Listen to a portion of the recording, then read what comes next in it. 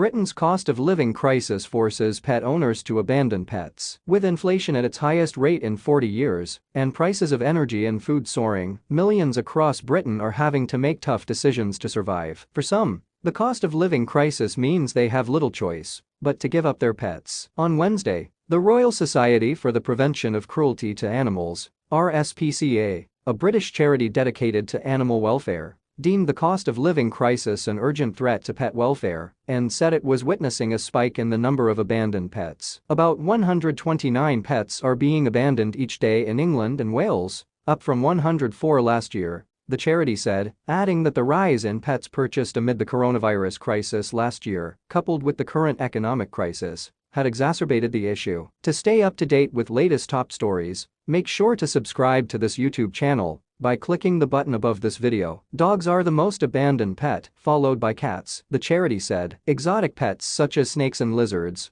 are also being surrendered to animal centers and charities, probably because the cold-blooded creatures require special heating and lighting in their enclosures. Other animals seeking homes include Rupert the rabbit and abandoned cockerels Ben Affleck and Elvis Peckley. Animal organizations have also expressed concern that the number of abandoned pets will increase as winter approaches and people are forced to choose between paying for heating or feeding their pets. By October, many households will be paying out an estimated 80% more a year on their energy bills, the Associated Press reported, as pressure grows on the British government to do more to support those struggling amid the cost of living crisis. The Bank of England has warned that inflation could peak at more than 13% this year. Citing data from a UK-wide survey, the RSPCA noted that 78% of pet owners think the cost of living crisis would impact their animals. Another animal welfare charity, the Dogs Trust, warned that a significant decline in adopters could trigger an animal housing crisis. The UK is fast heading towards a situation in which, due to the cost of living crisis, we'll have a surplus of dogs whose owners need to give them up, but a deficit of people who can afford to take on a new dog. Owen Sharp,